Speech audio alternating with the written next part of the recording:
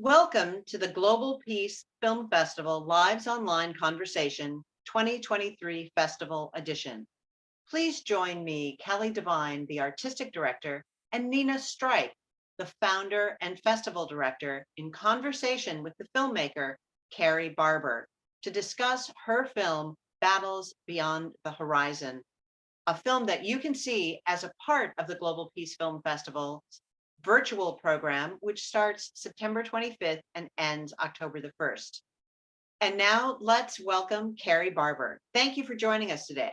Thank you so much for having me. Hi, Kari. Hi. So very good to see you. And let's start out by tell us a little bit about the film. Okay. Battles Beyond the Horizon is a feature-length documentary film, mostly set outside of Las Vegas in the deserts where there's this base called Creech Air Force Base. But it's also filmed, we had to film in Germany and we had to film also in areas of California.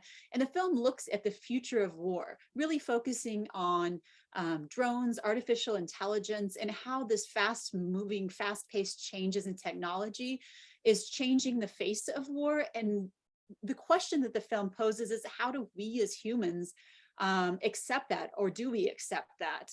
And what, is there that we can say? Is there any kind of place for humanity, I guess, in this conversation about where war is heading? So Kari, how did you decide upon this as a topic to create this film? Started working on this film, it's been a long time now. I think my first shoot might have been back in 2014.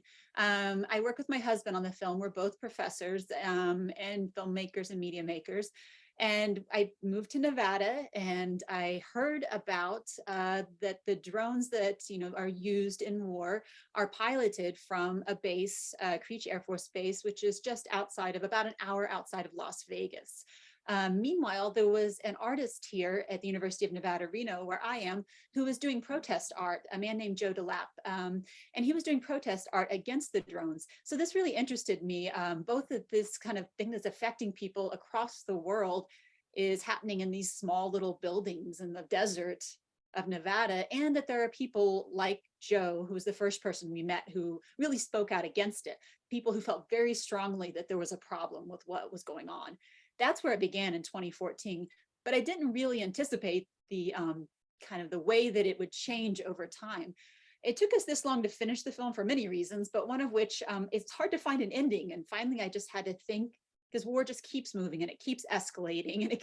And sadly, I guess the reason is there isn't an end to violence. It's a cyclical kind of thing. So it was hard to find an end to the film, but also because things were developing so quickly. And in the film, we talk a lot about artificial intelligence towards the end of the film and how that's making decisions about who to kill in these attacks, and not just with drones, but a lot of military sort of operations. Artificial intelligence data is taking a bigger and bigger role. And so the film, that's kind of the turn that we weren't expecting. And now we all know, since ChatGPT and all the conversations about artificial intelligence over the past year or two, it's impacting our lives in a lot of ways. But this film really looks at what that means in terms of war. So what was the most surprising thing, though, that as you're developing this, and it's interesting that you were saying that you didn't quite know how to end the film. What was the most surprising thing that you found out about the subject as you delved into it? I think the thing that surprised me the most is, well, we all know that our country is very divided politically, and that trickles down into every area. And of course, it trickles into how people talk about or think about war and military and all of these things.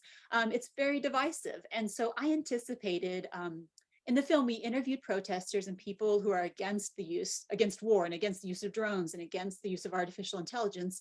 We also interviewed people on the military side of it, defense analysts, and also people who work in ethics for military. And we interviewed them as well.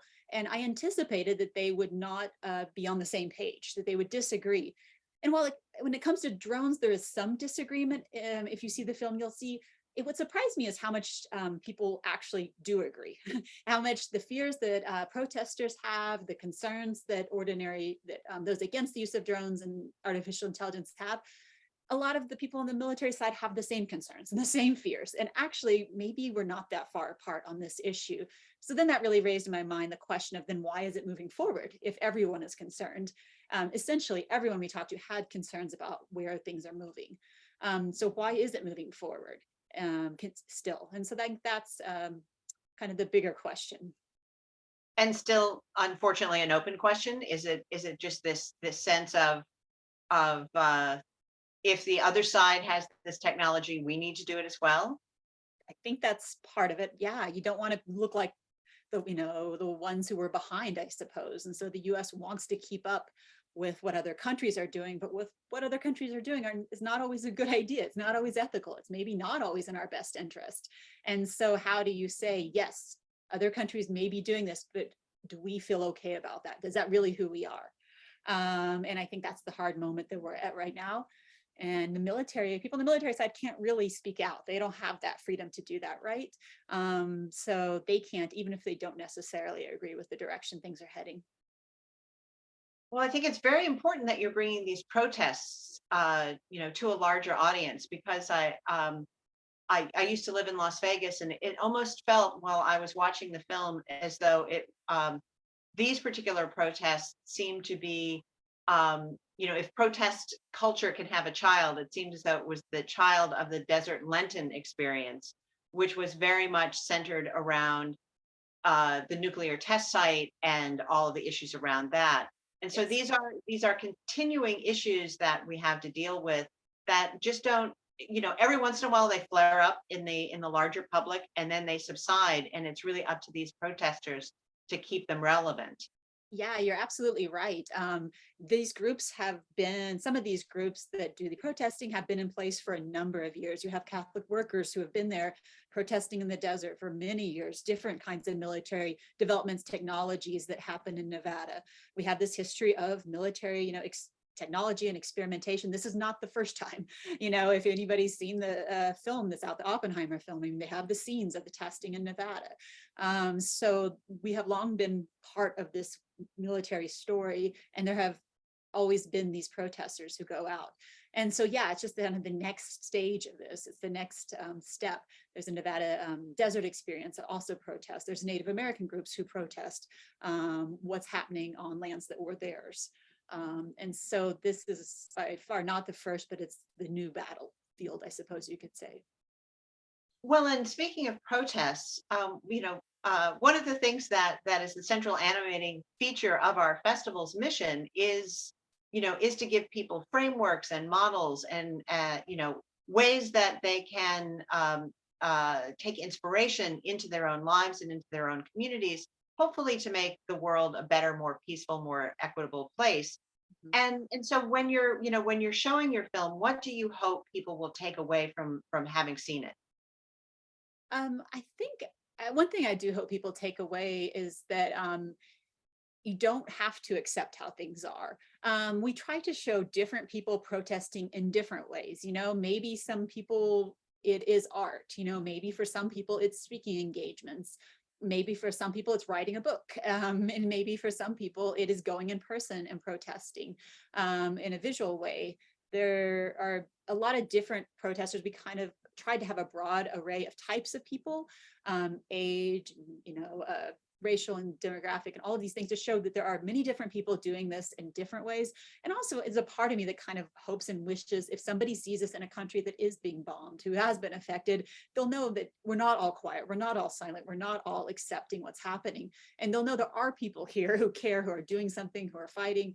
And I think that I hope that they see that and, feel it's that they aren't being just forgotten by all Americans. So yeah, the framework is complicated. Everybody has a different one. And one thing I like about these protests is how it brings together groups that would seem so different on the surface, from Code Pink to Catholic Workers and Nevada Desert Experience and Veterans for Peace, and many groups that are brought together, but share this one kind of goal together. And I think that's nice. It's something that I'd like to, I hope we see more and more of groups coming together who may not always agree on all issues, but who can join forces when they agree on something like this. Well, the film brings up, and you just brought up so many important issues of protest, of protesting and the importance of understanding that if you're not American, if you're in another country, especially a country that's being bombed or something, that there are Americans who are opposed to war and opposed to some of the things that the United States is doing, and want to and do that as a way to make America better. That we love this country, but also the issue of bringing people together with slightly different views. The coalition that these protesters have built is also an important issue. So how can people watching the film and watching this, how can they support this film and your work, and also let us know what's next for you? Yeah, I would love, more than supporting the film or my work, I would like people to look at, are there organizations or ways that they want to be involved in this issue?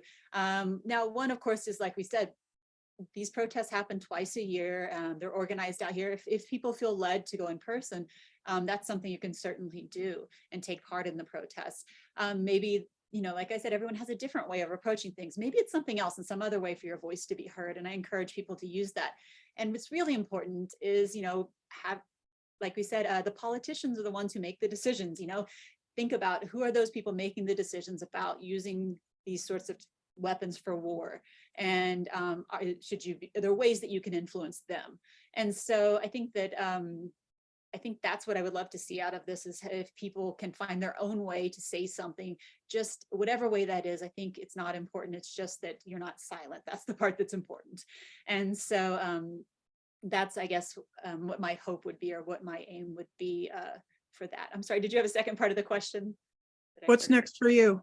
Oh, from me, I'm actually working on a documentary. I've just begun. It's brand new, but I'm really happy to be working on this. A person I've known for about 10 years who has cerebral palsy, and who is an artist. He paints with with a head sort of mounted thing, and he's going to paint an entire mural by himself in public to sort of demonstrate the abilities of people who are considered disabled. And so he's somebody for years I've wanted to make a film, because I'm so impressed. He's a bodybuilder and adaptive skier and all of these things. And it's an issue, close to my heart, about how I feel like our society can better support people with disabilities. And so this is something I've been wanting to do for many, many years, and so I'm happy I'm finally getting the opportunity to work with him on this film. So that's what I'm working on. A little bit of a change from war, but still hopefully something that can make an impact. Oh, definitely. It sounds like that film could make a tremendous impact. And so we will definitely stay in touch so that we can let all of our Global Peace Film Festival followers know any updates, so that they can support that upcoming project and check it out. But in the meantime, thank you so much for this insightful conversation. Thank you for your film. And thank you everyone who watched this Glow. Please do go to peacefilmfest.org in order to check out when our virtual screenings and how our virtual screenings are available, beginning September 25th and ending in October the 1st. And if you want to learn more about Battles Beyond the Horizon and support Kari Barber, please go to her Facebook page, facebook.com/Battles Beyond the Horizon. And thank you again for watching, and we'll see you at the next Glow.